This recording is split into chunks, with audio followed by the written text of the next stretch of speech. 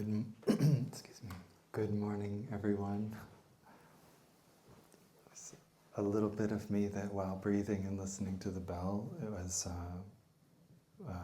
trying to ignore the fact that I'm sitting in front of you all. Bypass a little bit of that reality. But it's good. I let my me part of me settle down and go away and drop into the space of trust and confidence in all of our togetherness and our practice.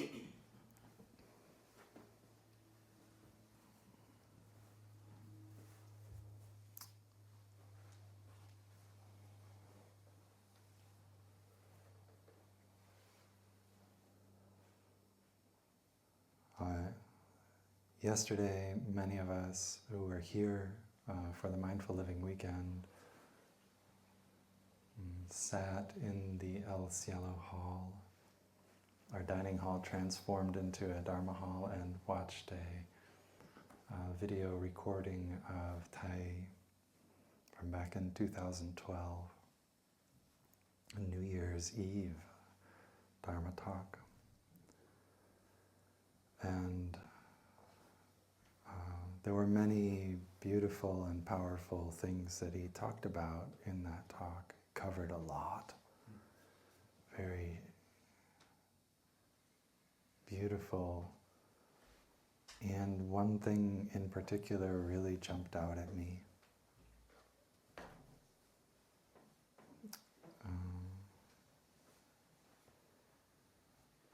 Honestly, probably 4 or 5 things all jumped out at me. But one that I'm really thinking about is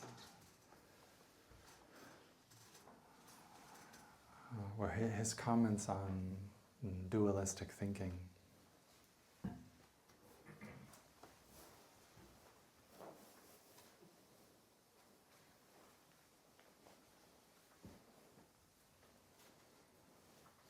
And how pervasive dualistic thinking is in our modern world. How much a part of things it is, how normal. It is so normal that I would reckon 99% or more of people on the planet right now don't even think otherwise. Would never question it. It's the dualistic thinking. It made me reflect a little bit on some of the other teachings I've had around that.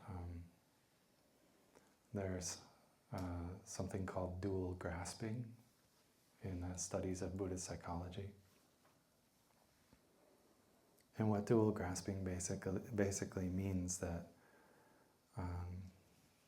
with any grasping that your mind does, it automatically creates a second mirror grasping. Right? And this Thai was illuminating that when he said, yeah, you see this piece of paper, here's the right side and the left side, and you can't have one without the other. Right? You make right, it makes left. You make left, it makes right. Up, down, in, out, here, there. So this is something that in Buddhist psychology is called dual grasping, which is just to remind us that any kind of grasping actually creates dual grasping. It creates a split. And this dualistic thinking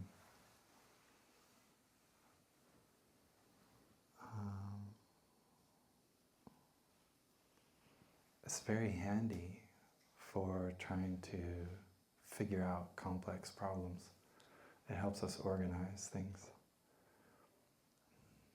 This piece of paper should go in this folder and not in that one. Right?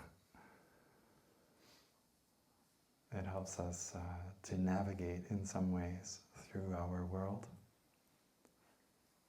But it also easily becomes as it has become the norm for separation and the ground for discrimination.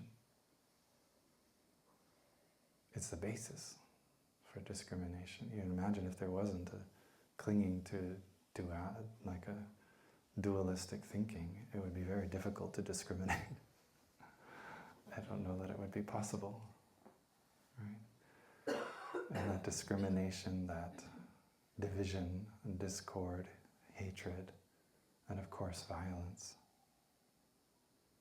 is so pervasive in our world right now that even when we are wanting to make a change or a transformation, we still operate in that, within the bounds of this dualistic thinking. I train people to become members of the Order of Interbeing.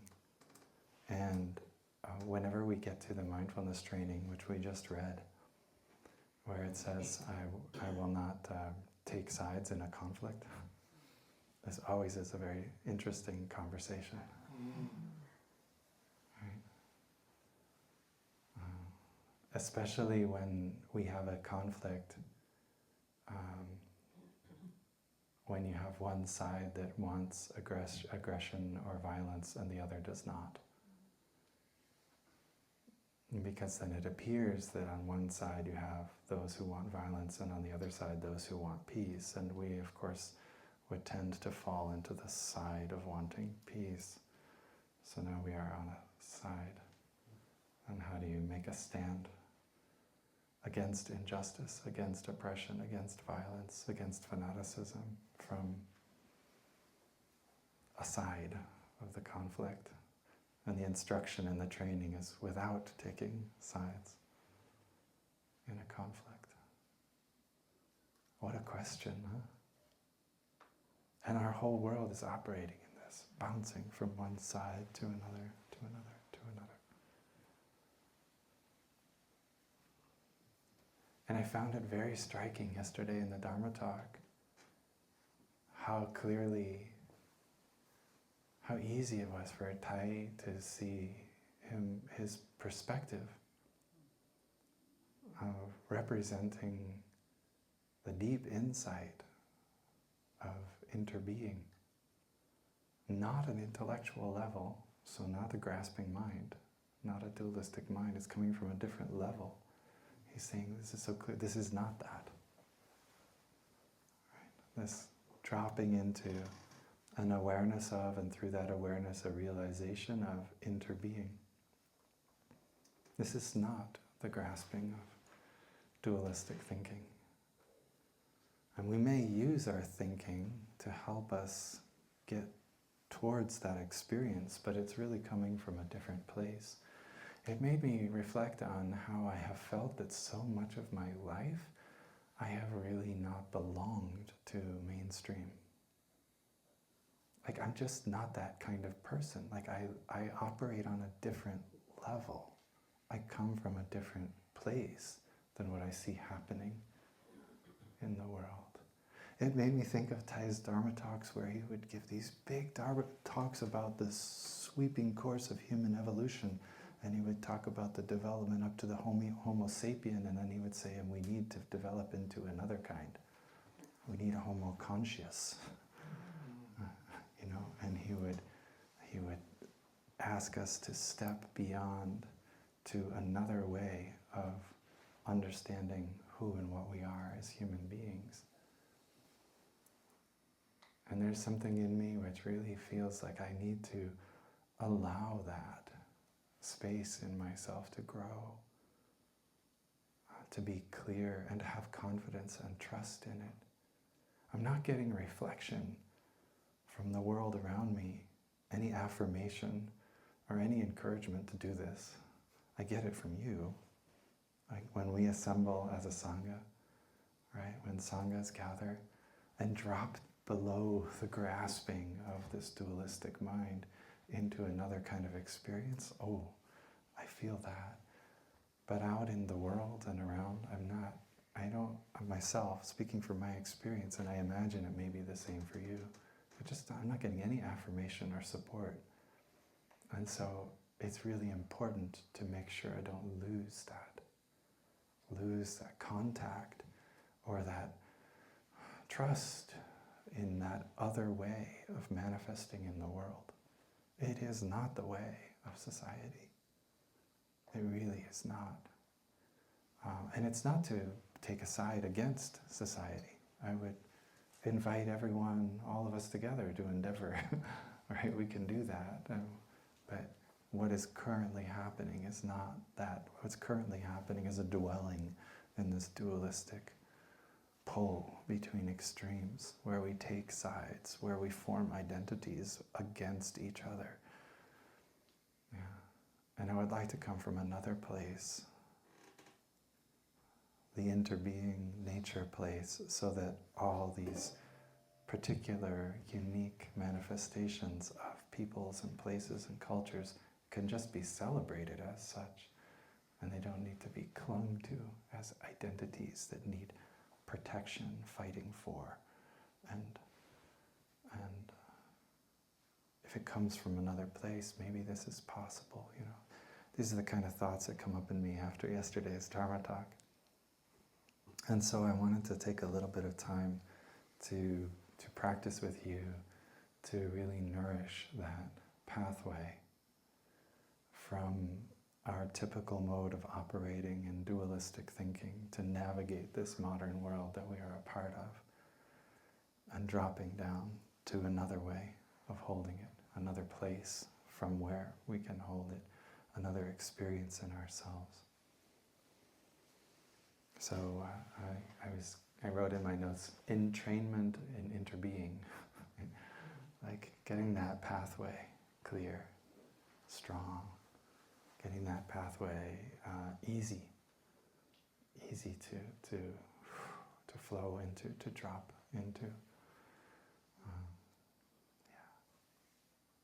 So my experience of this is it's not very difficult. It's something that we can find in pretty much any moment, in any situation that we are in. So I use some classic, very basic gateways for this.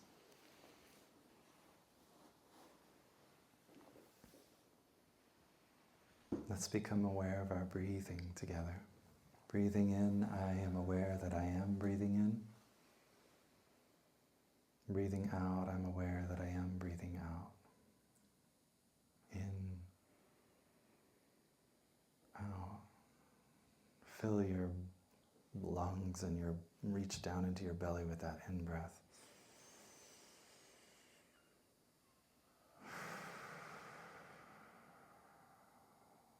Expand your awareness a little bit to fill up the whole space of your body. Breathing in, fill your whole body with the energy of breath.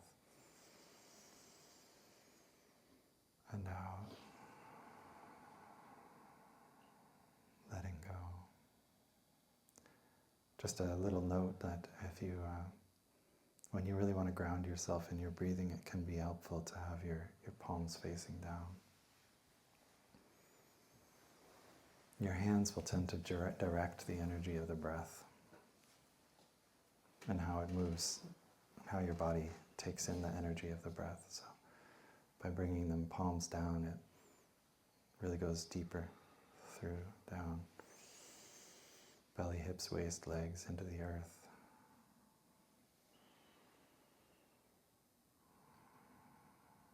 Okay, breathing in, I know I'm breathing in. I'm breathing out, I know I'm breathing out. Breathing in, aware of my body. Breathing out, I calm my body. In, aware of my body. Out, calming my body. Feeling this relaxation and presence and integrity that begins to emerge as mind and body become one.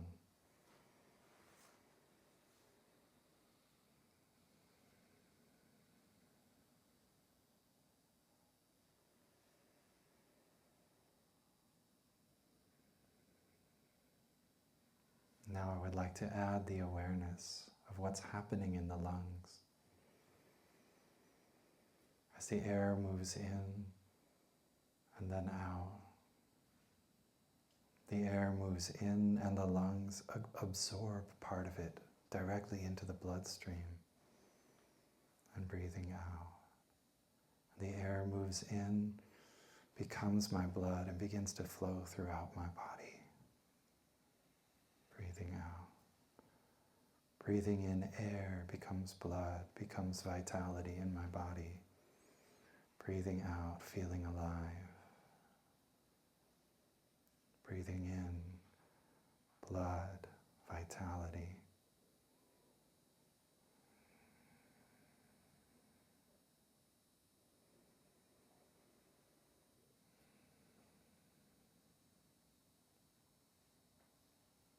And I would like to add another awareness. The air coming in, becoming blood, becoming vitality. My in-breath is the out-breath of the forest, of the green-leafed plants, of the algae and the wetlands. Breathing in the out-breath of plants.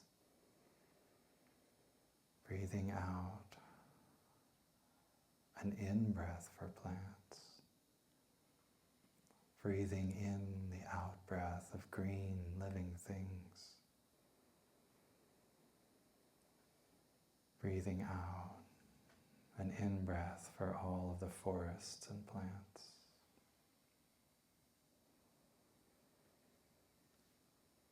That my breath becomes an interbeing breath with all of the forests, all of the plants and grasses, all of the algae.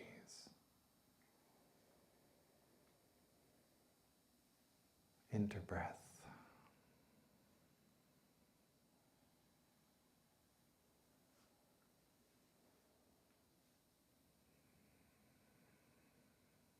And I can come back to the room and the space we're in. You notice how conscious breathing can be a kind of a tool in a way for helping us to get present and to calm down, to release a little stress and tension we have. This is what we call the practice of shamatha, stopping, resting, getting into the present moment. So it can be that, but by adding in the deeper understanding of what's happening with the breath, which would come naturally if we really observed long enough. I added knowledge accumulated from lots of different peoples and experiences, but right, by observing that, we see how the breath becomes our blood, becomes a vitality actually in us. We aren't separate now. The moment before you took this in-breath, that air was somebody else's out-breath, and now it's your blood. Very personal, very intimate, right? That's how close we are to each other in reality. And we expand that picture and we realize that in the slow moving of seasons and the turning of the planet, this air that we're breathing is the breath in and out of countless living beings who are breathing in harmony together. Right? And I know that the chemical balance in the atmosphere is not just due to human beings and plants, right? But this is an incredible breathing in and breathing out that's happening between us. All of these living beings around the surface of the planet that create this biosphere that we are in. And our breathing in and breathing out is literally our blood. And the sense of vitality and the ability to be alive and to move and all that is completely woven together with the life of all these others. So when I add that awareness, my breath becomes something different. It's not just stress release. Oh, that phone call was hard, right? It's so much more. It settles me down. It connects me. It brings about a deep sense of home and belonging and being a part of life. When I'm aware like that, my life, what I consider me, is not separate from the life of countless living beings around me. It's impossible to separate. This is not dualistic perception. It's something else.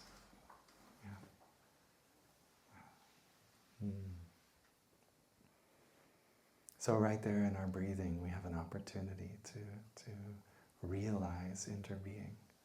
And we can carry our breath with us through any moment of our life, even in a board meeting or a workshop, or when we're hanging out with friends.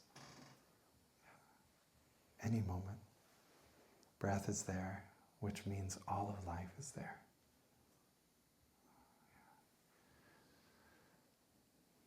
I watch the effect that practice like that has on how let's say I'm spending time with friends or family. And if I'm practicing like that in that moment, I can see the direct effect it has on the thoughts I have in relationship with them, on the words that I speak in relationship with them in that moment, on the things that I'm going to do together with them. And the way I do it will be completely different if I come from that place, as opposed to if I come from some other part of me which is struggling with, is this right or wrong, right? Do I look okay or not okay? Is someone perceiving me correctly or incorrectly? Was that a microaggression or not? Or right? Am I I'm in that space or I'm in this other space? I manifest completely differently in the world. There is no way to interbeing. Interbeing is the way. Yeah, we make it happen.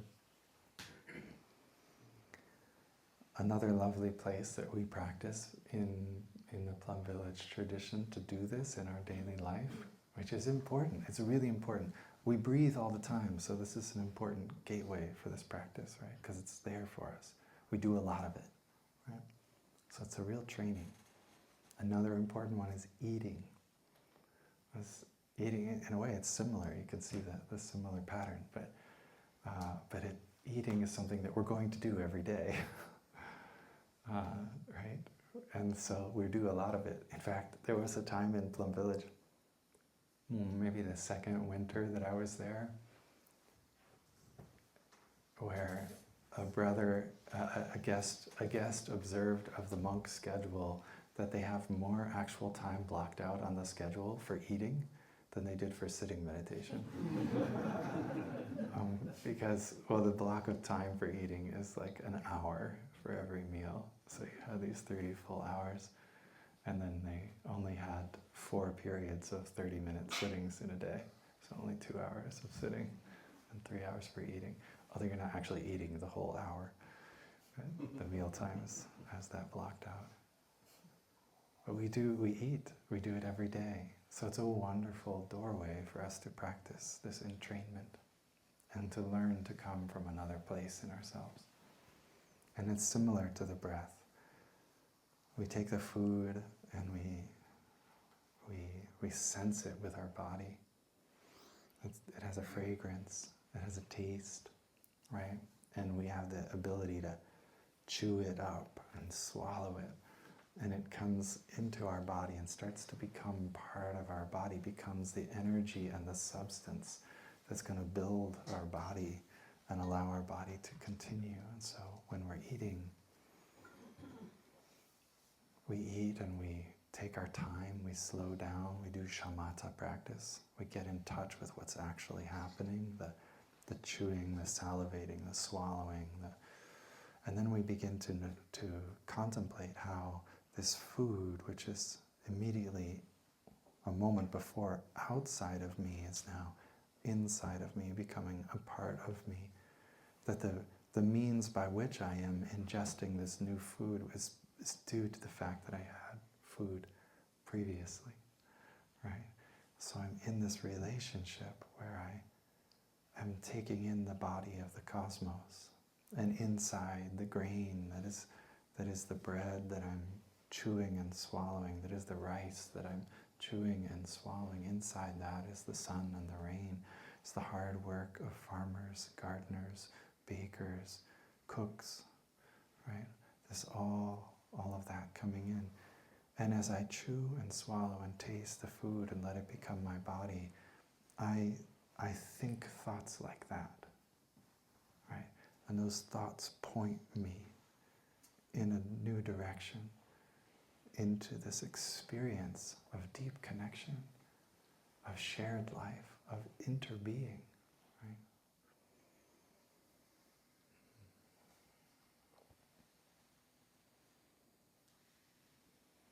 When we walk, we can do the same. Walking meditation is a wonderful practice that we can take up whenever we walk. It's a wonderful way to practice shamatha, calming down and getting in touch with, like lessening the stress of daily life. It's kind of cool because the body's moving, right? So there's this gentle stimulation that's happening in the movement of the body and with the environment that we're moving through. And there's a little bit happening. There's sensory experiences happening, and yet our intention is to just allow them to be and to calm and let it flow through. Breathing in, aware of my steps. Breathing out, aware of my steps. Like not running, rushing to try to get somewhere else. I may be walking to get somewhere else. I may be jogging to get somewhere else. I might actually have to walk fast because I'm a little bit late, but I don't have to be in my mind already trying to get there. In my mind, I'm in my steps, and I'm walking, and I'm present, and I'm moving through the world, but I'm here, calm, present, alive. Shamatha practice is happening.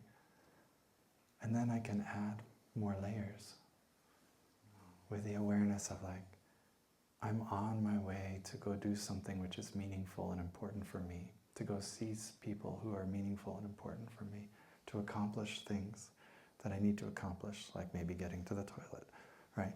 But I'm on my way, and who is on their way, right? Who is doing this walking? Who is entering into this meeting? Who is going from here to there? And in that question, right, is the opportunity to open my mind of interbeing a little bit. Because as I walk, my mothers, my fathers, my grandmothers and grandfathers also walk. I can't be here without them, right? Oh, so now walking just changed, right? It's not me from trying to get from here to there, but there's already this sense of there is no here or there. It's not me trying to make up some time. Time just became irrelevant. All the ancestral generations before me are manifested right here. In the experience I'm having, in my body, heart, mind, they're all here. And I breathe and I walk as a continuation of my ancestors, as a transformation of my ancestors. I move, right? And you might say to yourself, Grandma, walk with me, right? Or you might say it to a dear friend, my dear friend, I wish you were here with me, you would help me with this thing I'm doing, so walk with me now. And all the impressions, all the meaning that your friendship has had with that person are alive in you. And you walk together in that moment, not your footsteps alone. Now you come from a different place. You walk into the room, manifesting a different energy.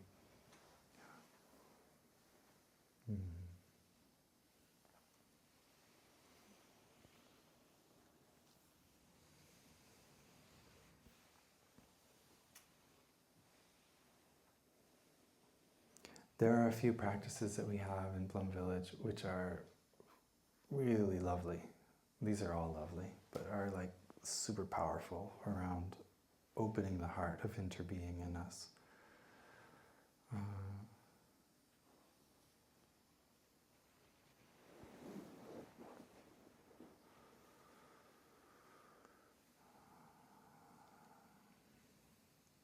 And I'd like to share a little bit about one of them called the 3 earth touchings. So functionally what happens when we contemplate interbeing is we're doing something that we do in meditation practice, which is we bring our awareness to our non-self elements, right? So let's say that we were going to look at the flower.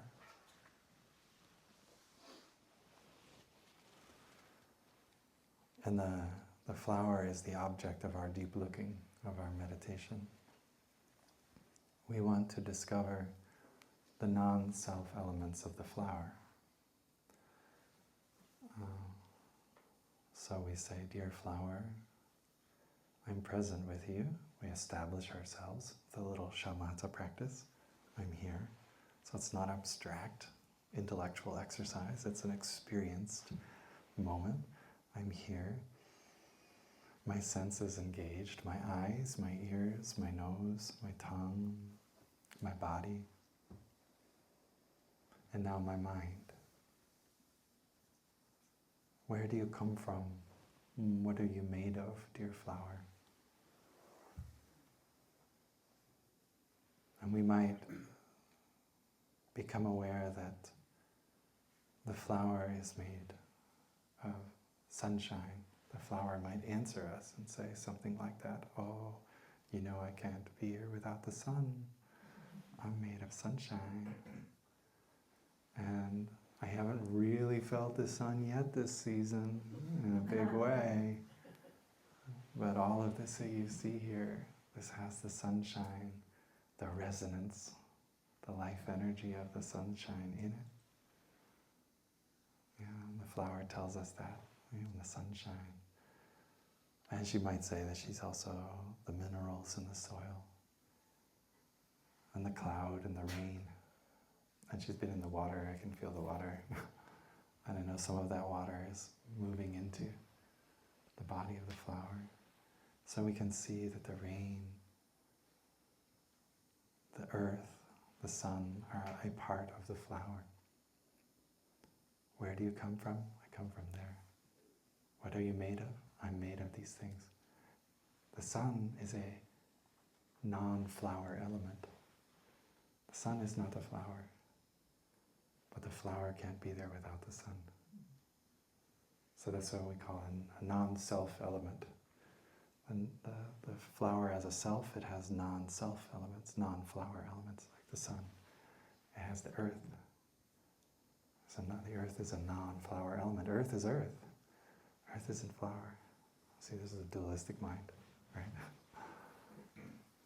But inside that, we know that we've just used our mind to discover that the flower can't be here without the earth. It doesn't manifest. So earth is not flower, flower is not earth, and yet flower is made of earth. So where does that invite you to go, right? This isn't a mind game. Your mind can only go in circles with this, right? And you bite your own tail over and over and over again, right? It invites you to connect deeply. Something magical, something mysterious, which is happening under the surface. So we see the non-self elements, and the non-self elements open us to another reality. Where's the cloud and the rain? Clouds are usually up there. Rain is usually falling. Where is the water in the earth? It's down there in the earth, but water is also in the flower. We know that the flower can't be here without the rain, the cloud, the water. So the water is a non-flower element, a non-self element for the flower. In fact,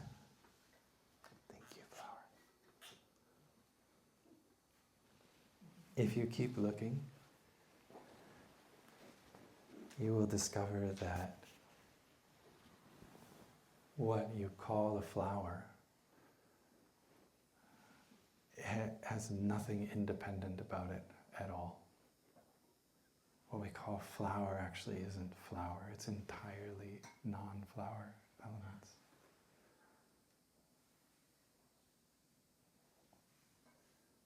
The self is like that. The self is magical like that. It doesn't actually exist as its own thing. It only exists as a coming together in this miraculous way of untold, innumerable, non-self elements. Yeah.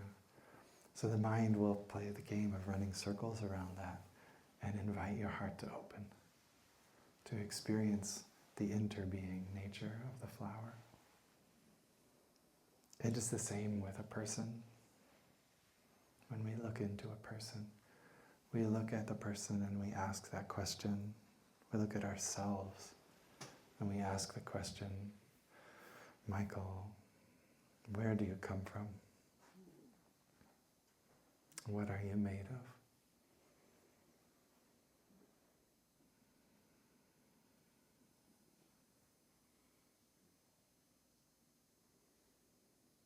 And in the same way we saw the sun and the earth and the rain and the flower, we find all sorts of non-self elements that are streaming, somehow moving together into this experience of ourselves.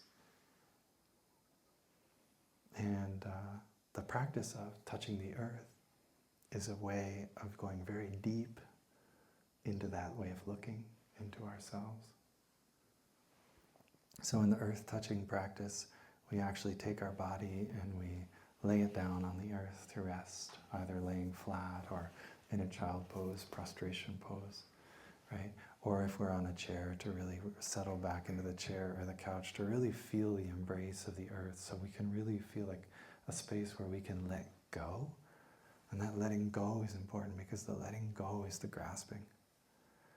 Right? The holding on that the mind wants to do to try to figure this all out. Right? So we are resting our body. We say 5 limbs, head, 2 arms, 2 legs, five limbs on the earth.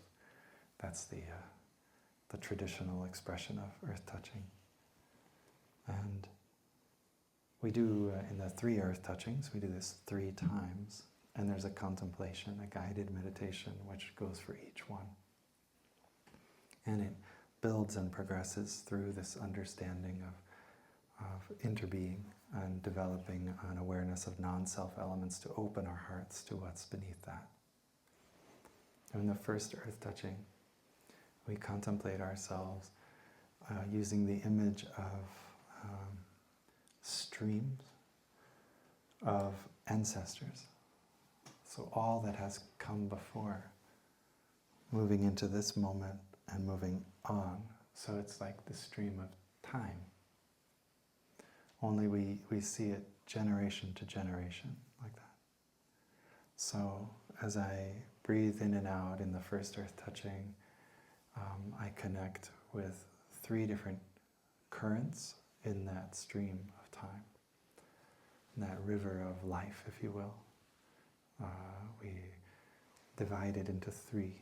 And the first one is our blood or genetic, our family,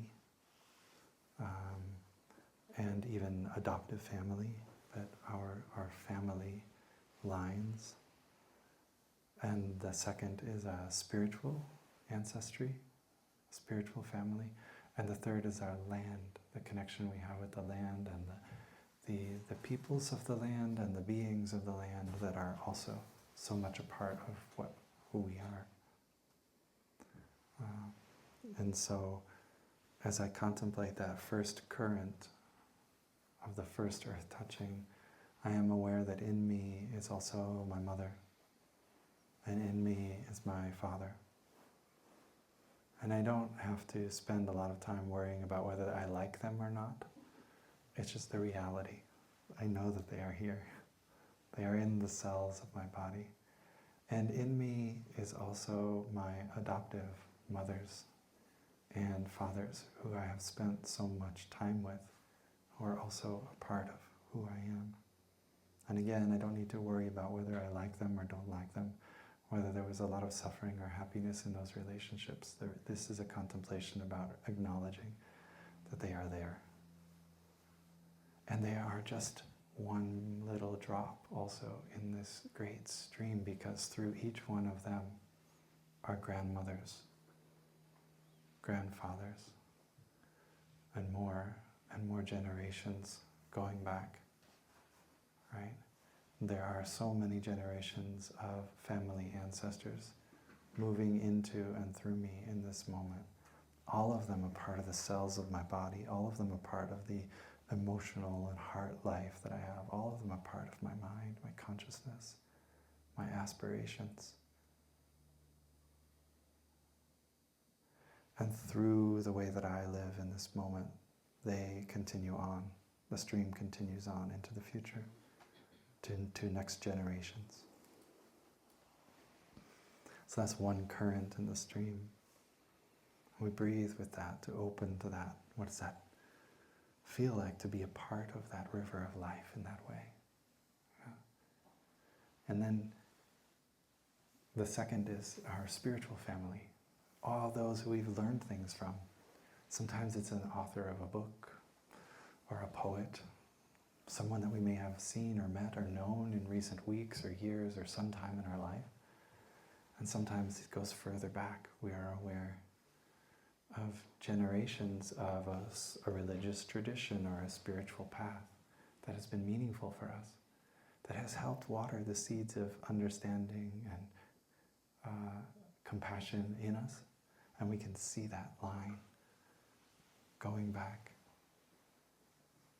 For me, it's like when I connect with one of the aspects of my spiritual family is Thai, of course, right? And Thai, having spent so much time with Thai, is very much a part of me and how I orient myself in the world. I can see so much of the wisdom and the compassion that he manifested in the world has like touched me and moved me and become so important for me that I would say it is me, like if I were going to cling to it as an idea.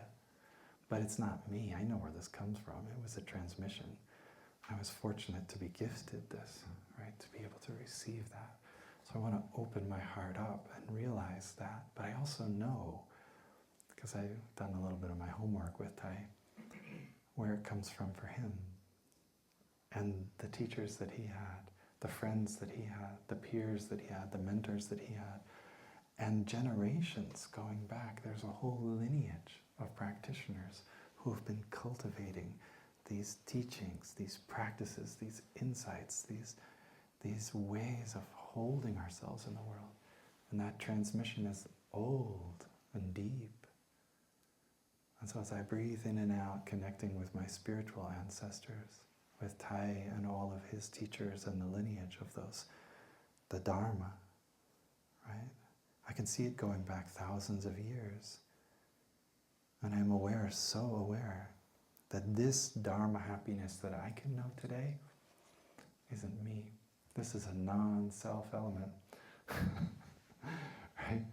Moving and manifesting here and now. And the way in which I hold that will allow it to continue into the future or not. And I do the same for the land, connecting with the land, the elements of the land, the creatures of the land, the stones, the plants, the animals, the fish and birds, and the peoples of the land, both in the society that I'm a part of, because that very much is shaping me and pressing upon me, but also the old traditions that have come before that allowed this land to be what it is, the indigenous peoples who live here for so long. And I recognize how their lives and their efforts to live beautifully on the earth, like have enabled these ecosystems to be as stable and as beautiful as they are, right? And to open myself to see that I am a continuation of that. And every day I receive the fruit of all of their lives. I receive the energy support to be able to continue. And that's the third current in the first earth touching. That's just one of three already. right? So you spend about 5 minutes doing this contemplation, and it comes through. You open to that, and then you take a break for a moment. You come back into your breath and your body. You call all those streams of ancestors together to be right here and right now. And then you go again. And in the second earth touching, we go deep into the present moment. So the first one was about time and this generational transmission of life and life experience. And the second one is broad and wide, and it's opening through space. So in this very moment of life, to look out and connect with all of the conditions that are currently supporting, that are interacting, that are weaving together to make life possible. So all the beings we share this moment of life with on earth, which is all, we know that, but we start by actually investigating some of them. And so one of the lenses which is common for people to do this is to use elements and like sort of reach out in the sense of earth and water and air and fire, right? And reach out with awareness like that and see, like, I share that with, quite literally, if I were doing it in this room, you would be some of the first connections I would be making. Because right here, right now, on the planet, on the surface, as I open my awareness to see spatially, right, we are sharing the same earth elements, we are breathing the same air, we're drinking the same waters, we are of that. Reach out literally into the stones and the earth with your awareness. Reach out into the ponds and the rivers. You begin to open your heart to this experience of life in this moment, shared with all beings. Contemplate the little caterpillar on the branch, or the bird flitting who might be eating the caterpillar. Contemplate the snake at the edge of the pond, looking for a frog, right? Contemplate the daffodils pushing up through the cool soil, looking for that spring sunshine. The mouse, the squirrel, the beaver. Right? You reach out with your consciousness to realize you're sharing this moment of life with all these beings. You're all locked in. We're all locked in together to this moment. And we go wide. We go through the earth and the stones and the waters and the mountains, and we go out through all the animals, and we go out through the people too. The people who are doing well and the people who are not doing well. To contemplate those on the street corners who don't have enough, who are asking for change, who are worried about making it through the day. Those who are caught in situations of war and oppression. Those who are lost with no sense of direction, no hope. And we reach out and realize we are sharing this moment of the earth with all of them. And we breathe also to see that we are sharing this moment with other Sangha friends, those who have hearts growing, learning, stretching to find understanding and compassion in the world, that there are those who carry seeds of wisdom and light in the world and have enough understanding and compassion to embrace deep suffering with calm, clear, open hearts. We also share this moment of life with all of them. Yeah. And that's the second earth touching. And then we bring it back in, we stand up, we take a break for a moment to collect, bring ourselves back into this moment, this body. Yeah. Okay, we're doing it right now without even doing it with our bodies. And then the third earth touching, we take the fruit of the first two and we allow it to work on the part of us which still might be afraid, which still might have a residue of fear or doubt or confusion. And so we do a contemplation of no beginning and no end. So we have just rehearsed with the first two. Now we go and put them together aware that we are the continuation of all of our ancestors, aware that we share this moment of life with everyone, we can see that we do not have a separate self. Our experience of ourself is not separate. It's completely interwoven. We are with the fabric of life everywhere, in this moment and across time. So it's very difficult for us to see that we might have a beginning and an end. Where is the beginning and the end if we are the continuation of all of our ancestors? And they will continue on into the future through the fruits of all of our actions. Where is the beginning and end of our body if it is in fact the breath shared with everyone and life energy shared with everyone in every moment? It's very difficult to see those boundaries from this place of interbeing awareness. Therefore, the part of me which is still afraid, right, can be embraced by this awareness and held by this awareness, and I open myself to feel that I am a wave manifesting as myself on the surface of the water, but I am also all of the ocean water. And as a wave, I might become afraid because I see my going up and I see my going down, and I don't want to lose that. But as a water, going up and going down are not relevant.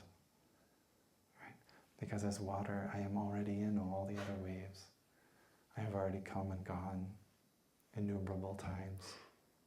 Right?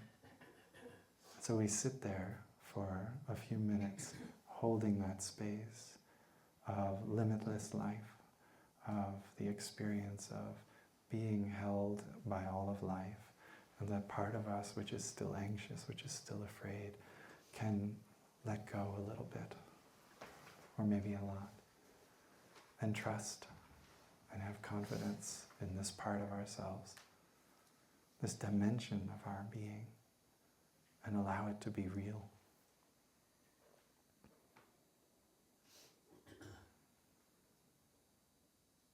I don't need to be afraid of coming and going if I can see with my interbeing eyes, because I already know where I've come from and I already know where I'm going. Right? That is clear. And it's not up here. It's not a mind game. It's not about figuring out a fancy little sentence. Right? That's the power of the poetry of it. Draws you down to another level, another way of perceiving and connecting.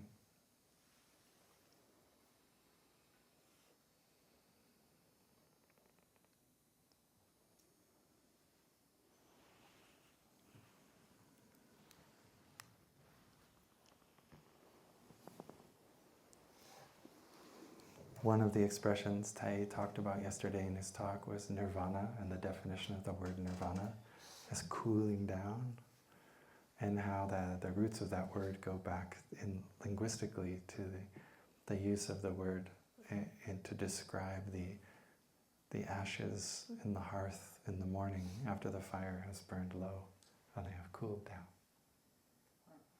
Right? So the fire of affliction is cooled down. The fire of the fear and the anger and the desperation in us is cooled down. And practice like the 3 earth touchings does this for me. It cools me down. It settles me deeply. And I step out of that practice to meet whatever moment is in front of me from a beautiful place, a stable place, a place of great freedom and solidity.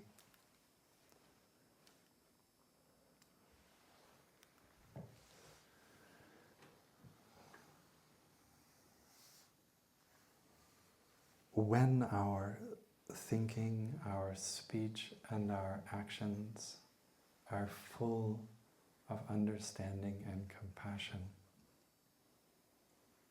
then there is healing. There is non-separation, there is non-discrimination, there is no path to violence. This is something that Tai said in his talk yesterday. So these practices to nourish the experience of interbeing in us, they build understanding and they build compassion. Because quite naturally, if I see that my life is completely interwoven with your life, it doesn't make any sense for me not to take care of you.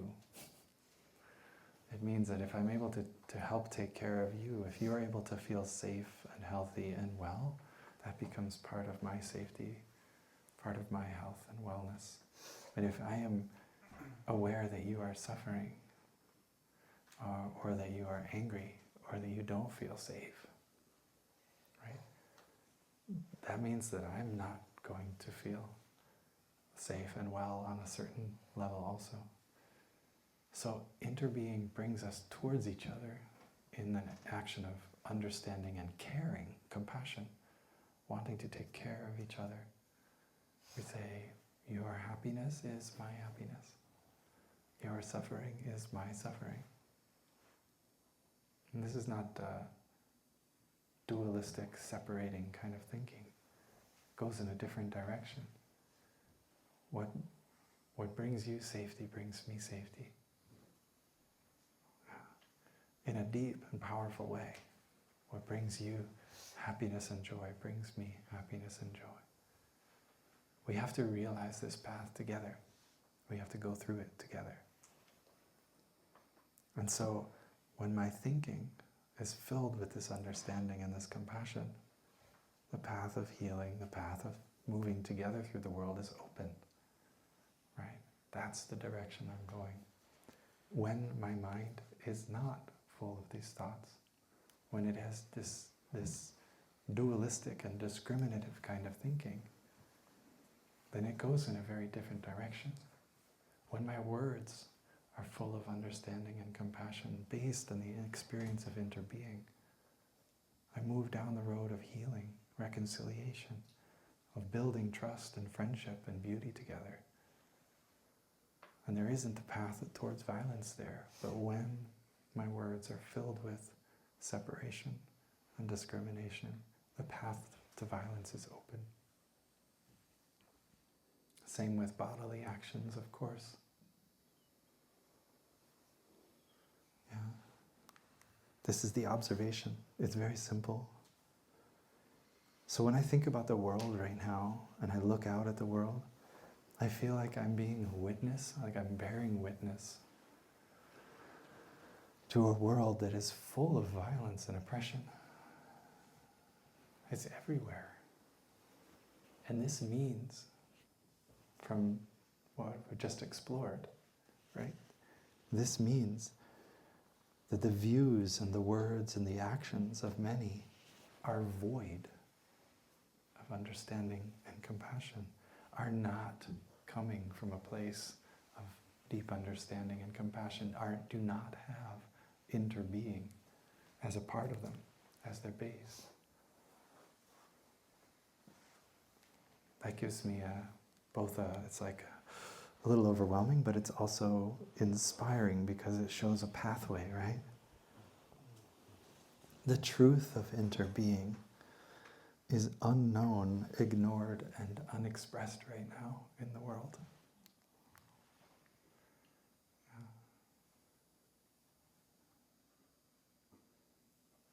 The experience of that interbeing is buried. And I think that a big part of our task is to wake it up.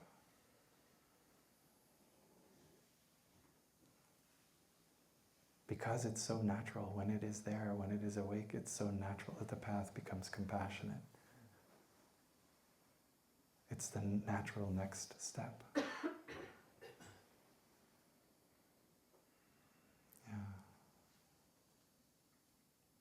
And that starts with us being able to cultivate that energy in ourselves and have it strong.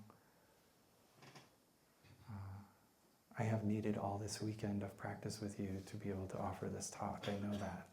I've been too busy and distracted with many things prior. Yeah. But it's alive in me now because it was nourished by our practice. It's there. We need to keep that alive. There's a bodhisattva whose name is Sadaparibhuta. Sadaparibhuta is the bodhisattva who never disparages. Yeah. Bodhisattva Sadaparibhuta always sees the possibility of awakening. Always sees the highest potential that someone might realize, even if they're not manifesting any of it in that moment. Sees through the facade of the behavior, of the resistance, of the fear, of the anger, of the suffering. Sees through that to the possibility inside. Sadaparibhuta must be a really strong practitioner and must really know that experience inside their own heart so fully and so deeply so as not to forget when they encounter a whole bunch of suffering people. Right? You have to know it. It has to be alive in you. And the only way it comes to life is if we practice it. We get together and we share in the practice of it, and when we're on our own, we practice it. And we make sure that we have time to practice it. If we practice what the world is doing, we're just going to keep going along with where the world is going. We have to practice the path of awakening. We have to practice the path of interbeing. And again, where we started, it's not very hard. There are so many ways we can do it in our daily life, and then begin to engage each other as well. But Sadaparibhuta inspires me a lot, because they keep the confidence alive, this confidence that humanity can be beautiful, can be amazing, that human beings can actually live and work beautifully together, harmoniously together. Sadaparibhuta doesn't forget that. Keeps practicing it.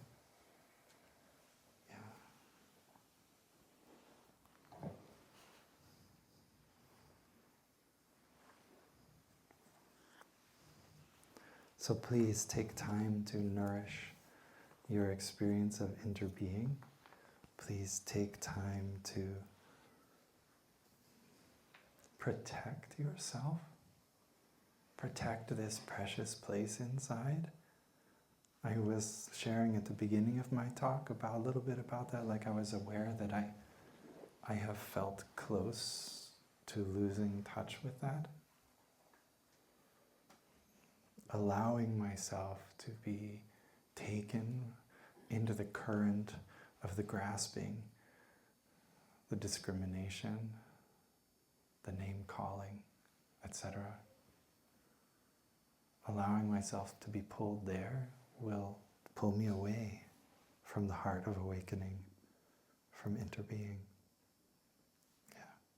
So to celebrate that, I would like to chant a chant for you.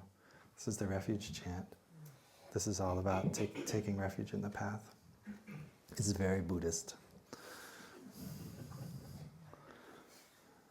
I don't know how loud this is going to be, so I'm going to point the microphone away from me a little bit.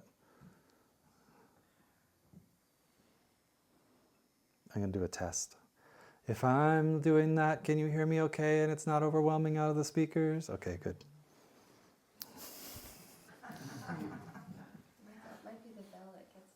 I'll hold it out here. Well, we'll see.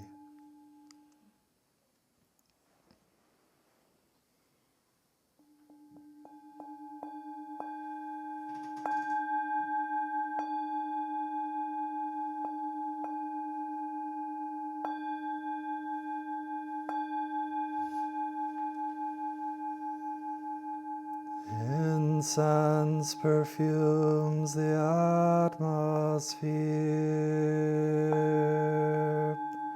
lotus blooms and the Buddha appears. The world of suffering and discrimination is filled with the light of the rising sun. As the dust of fear and anxiety settle, with open heart, one pointed mind, I turn to the three jewels.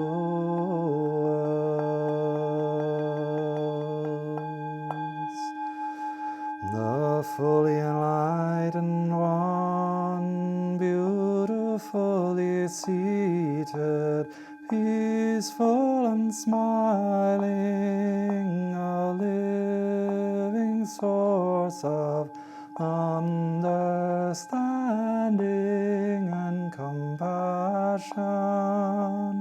To the Buddha I go for refuge.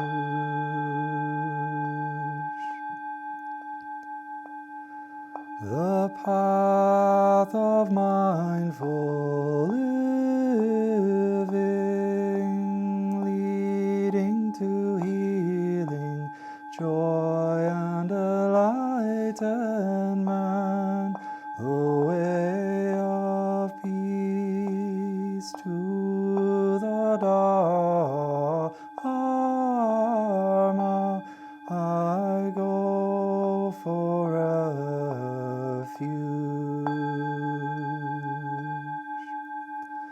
The loving and supportive community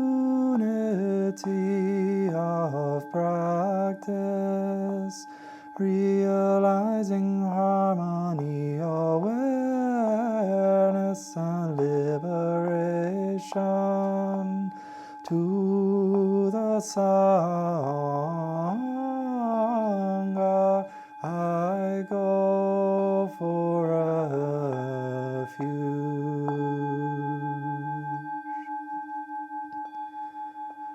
I am aware that the three gems are within my heart.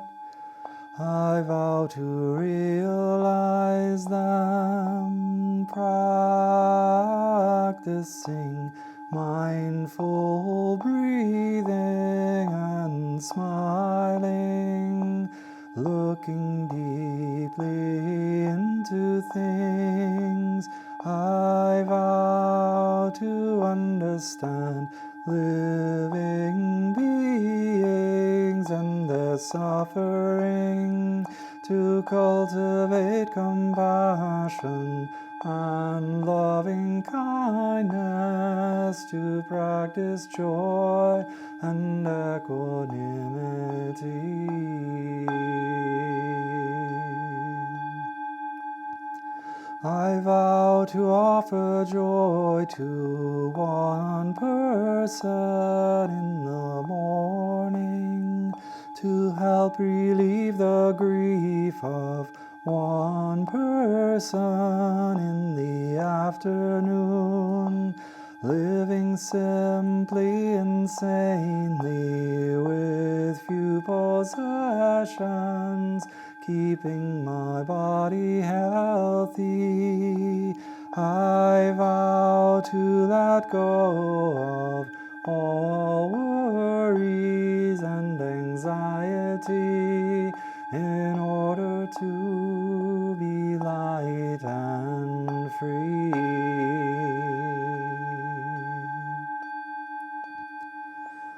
I am aware that I owe so much to my parents, teachers, friends, and all beings. I vow to be worthy of their trust, to practice wholeheartedly, so that understanding and compassion will flower, helping living beings free from this suffering. May the Buddha, the Dharma, and the Sangha support my efforts.